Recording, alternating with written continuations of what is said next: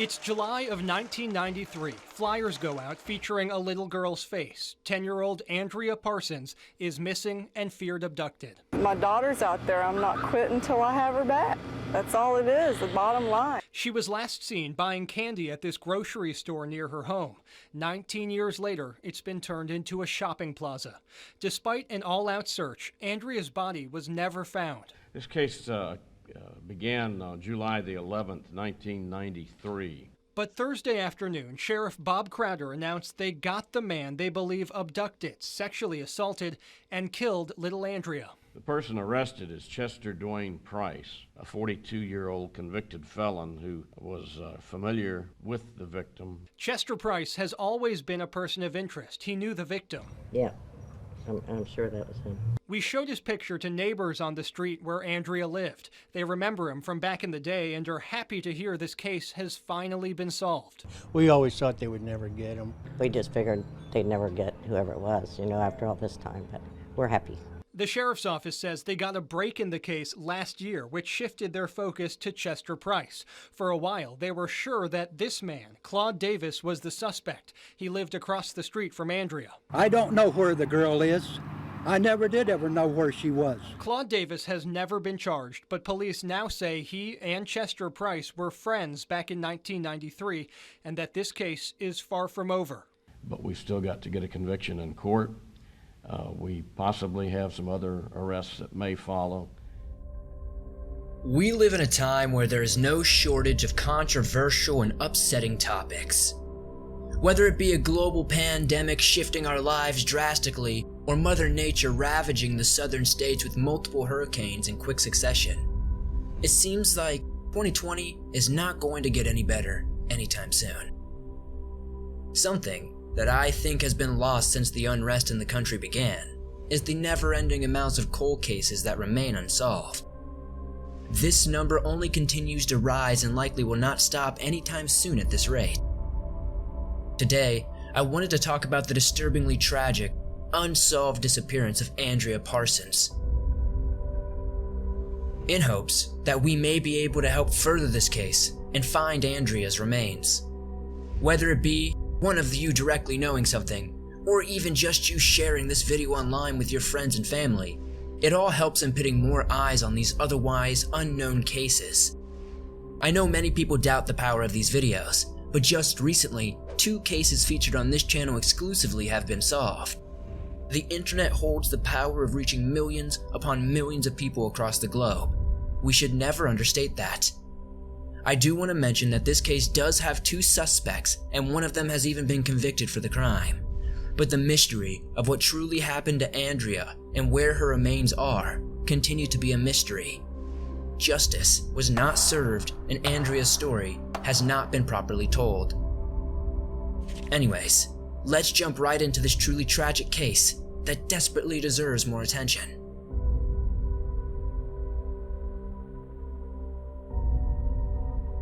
As a through and through Floridian, I can honestly say Florida is a rather odd state when it comes down to how towns, cities, etc. are designated and ran.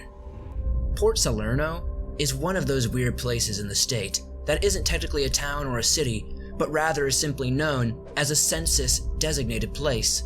A quick, dumbed-down explanation would essentially be that these are areas of population solely used for statistical purposes to see how they compare against incorporated cities and such. Port Salerno is a decently populated area with just over 10,000 residents as of 2010. If anyone is old enough to remember the film Gentle Giant from 1967, you may recognize some of the scenery as this movie was partially filmed in Port Salerno. The area is also very popular for its world fishing tournaments and its manatee resort that has been featured on many popular television talk shows. With all that said and done, we should have a somewhat better understanding of the area. Now, we need to jump to the year 1993 on the southeast end of 4800 block in Port Salerno. 10-year-old Andrea Gail Parsons had asked her mother's boyfriend if she could walk to a friend's house a few streets over on Flounder Avenue. She planned on meeting with her friend and walking to the Port Salerno grocery store on Salerno Road. she was granted permission and set off on her walk towards the store shortly after. 2 different witnesses claimed to have seen Andrea walking towards the store, roughly 2 blocks or so from her home. An employee at the store told the police that she had seen her and that she had purchased some potato chips and candy. She had apparently paid in change and left, assumably towards home or said friend's house. Apparently, Andrea was walking, and some people she knew drove past her, and she waved towards them. These people would later be confirmed as a co-worker of Andrea's mother. Some speculate she may have been collecting empty cans around the Commerce Avenue and Seward Avenue area at the time. Many kids today have the luxury of earning money through chores, allowances, and even via the internet. But back in the days before the world was online, collecting cans and metals were a solid way for kids to be able to make a few bucks. This would be around the time she would be last sighted. Andrea's friend said she never arrived at her house, and sadly, Andrea was quite frankly never seen or heard from again. It was as if she simply vanished. Andrea's mother, Linda Parsons, returned home from work sometime around 10:10 p.m. and rather quickly realized her daughter was not home. Linda searched the neighborhood, questioning everyone she could about the whereabouts of Andrea. The neighborhood they currently lived in wasn't the safest of areas to live in. It was notorious for drug trafficking and who knows what else. Earlier that day, Andrea's mother said she had dropped her off at the B&A flea market located on US 1. There, she would help family friend, Sherry Tate, carry boxes around. Tate, at the time, ran a small business selling jewelry and various household items. Tate would say she was close to Andrea and that she was always a big help at the booth. Andrea was described as being happy and content that day.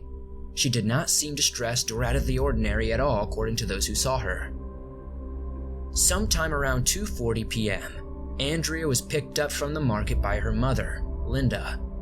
They would go home, carve a watermelon in the backyard, and then Andrea would take a short nap while her mother got ready for her night shift at the local Winn-Dixie, which, for those of you who are not familiar, Winn-Dixie is a grocery store based in Florida that operates throughout the southern states. Linda would leave for work and kiss Andrea goodbye, leaving her home with her boyfriend, Pat Daniels, who was watching television at the time. According to Pat, Andrea would go out to rollerblade with her friend and nearby neighbor, Latonia Jones. But this skate session would be cut short after Latonia's mother told her that she needed to come inside because it was far too hot to play for so long. So Andrea would return home and ask Pat at around 5:30 p.m. if she could go out to the store and then her friend's house. Andrea was said to have stopped at Latonia's house again to see if she could join her for a walk, but her mother said no.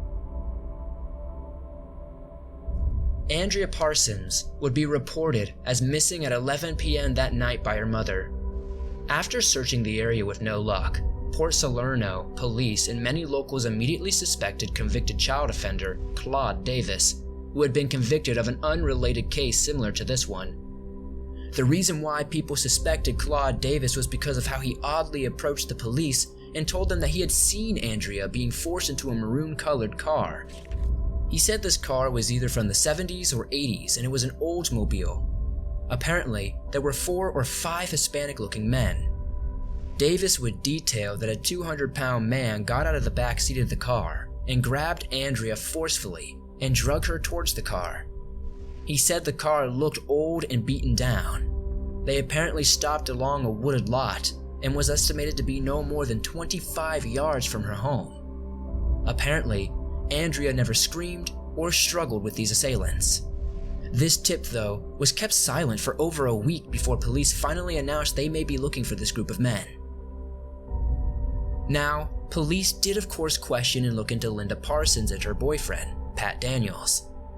Daniels was considered a suspect at first, and his car was searched for any sign of Andrea. Daniels would recall in the years since that the police tried to get a reaction out of him by being extra tough on him. He said they threatened to have the state take away his daughter, Nikki, from him during all of this. At the time, he was an unemployed construction worker and had run into a few issues before Andrea went missing. Daniels spent some time in prison for an auto theft back in 1991 in Nebraska. By 1993 though, Daniels had been on his way to fixing his life and taking care of his daughter. By all accounts, he treated Andrea like his own daughter as well, and she was often heard referring to Daniels as Daddy. This may have been a bit more concerning if it weren't for what Claude Davis would say at a later date. Claude said he had a dream where he saw that Andrea had died after an accidental fall on the night she vanished. He would claim he panicked and threw her body in a dumpster at Phipps Park. He didn't report this alleged event until November of 1993 though, some 4 months after Andrea went missing. The most interesting part of this though is that investigators took this alleged dream as a fact. Another seemingly small but interesting fact is that Claude Davis actually lived across the street from Andrea Parsons at the time. The police would arrest Davis for these accusations on the charge of false imprisonment. The charges were shortly dropped thereafter due to a lack of evidence tying Davis to the crime. We have seen this happen in multiple cases in recent videos of mine.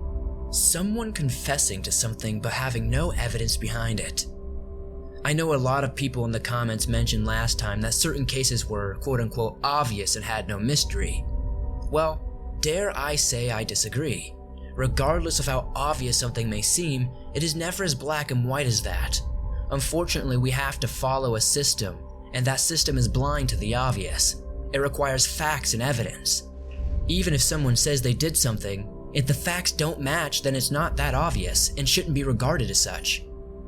Anyway, getting back on track here, Davis would go on to claim he had nothing to do with Andrea's disappearance, and claims his first story was the truth.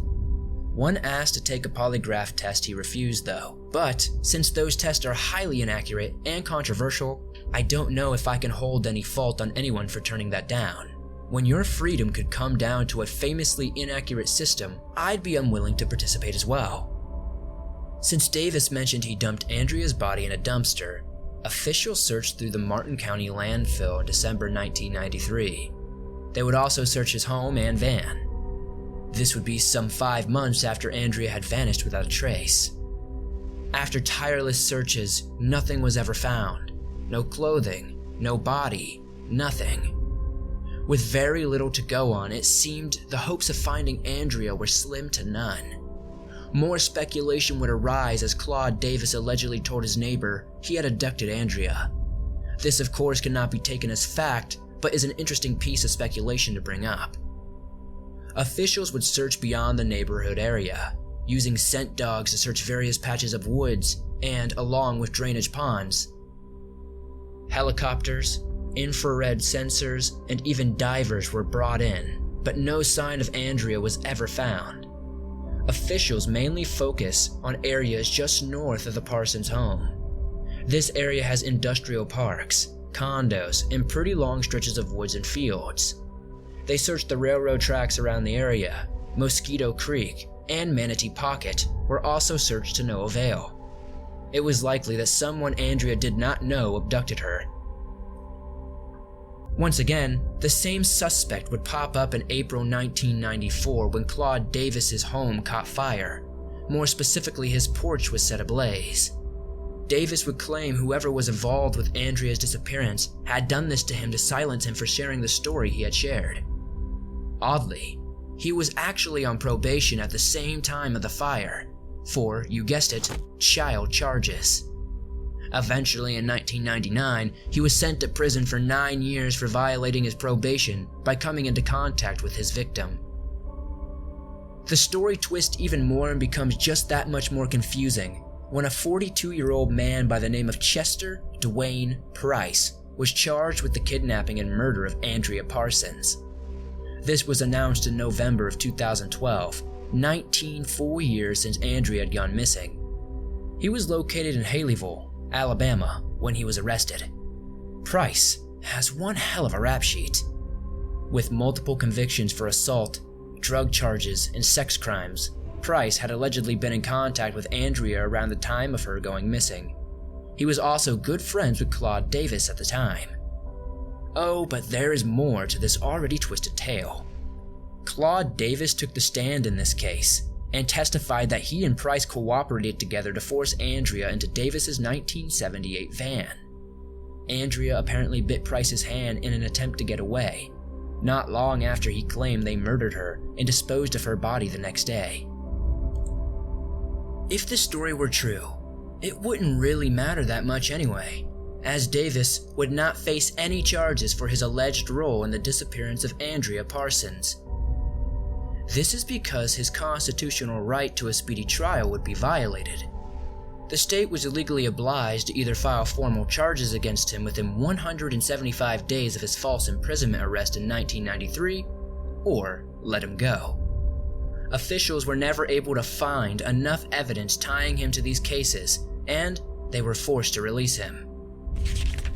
Going back to my point at the beginning of this video, people confess and claim to be a part of cases that they weren't a part of all the time. For whatever reason, there's a mindset that people can play or manipulate the police and media. Whether to gain infamy, prolong their trial, or to avoid the death penalty, it seems this is a more common thing than we like to admit, honestly.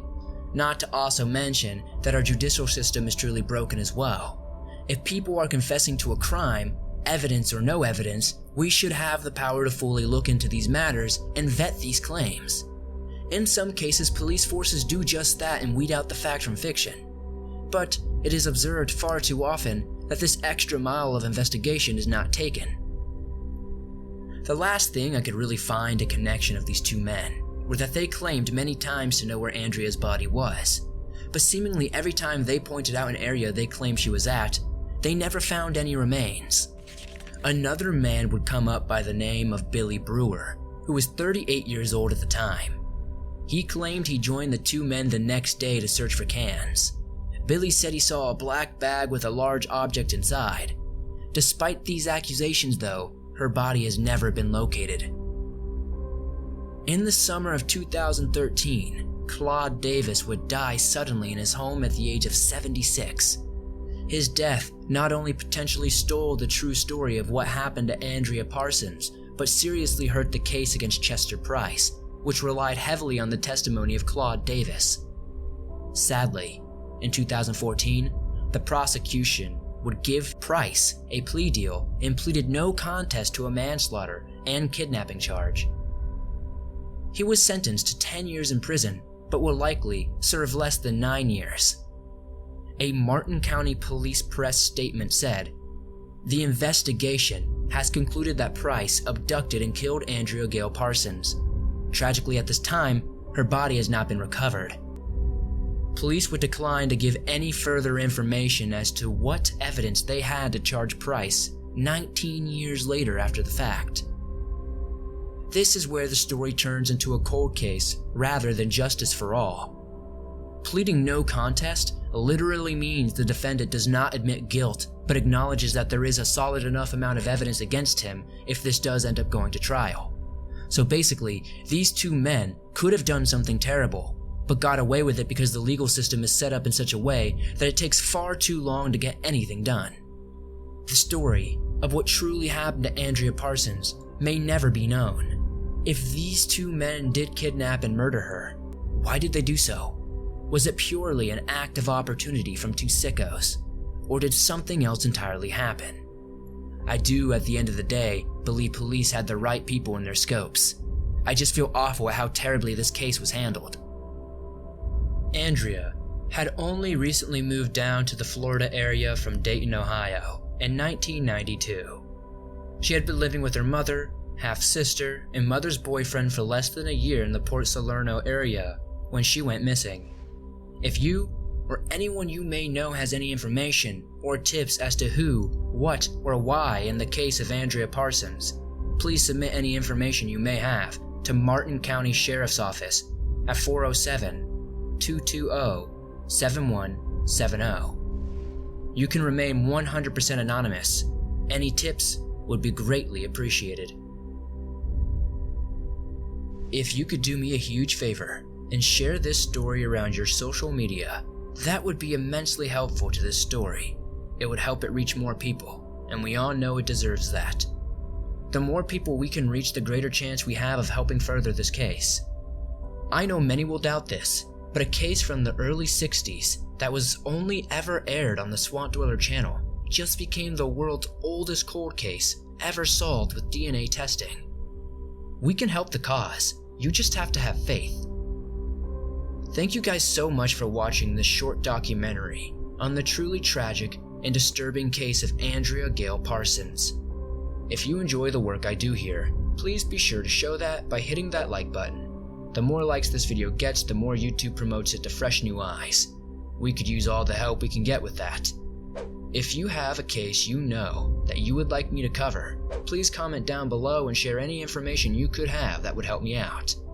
You can also submit your personal scary stories or any cases you may want to suggest at swampdweller.net.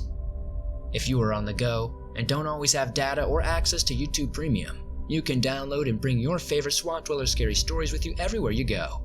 Download them now at iTunes, Spotify, Stitcher Radio, and essentially anywhere else you listen to podcasts.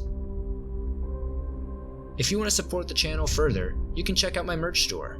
I have everything for sale from face masks, mugs, hoodies, t-shirts, and more.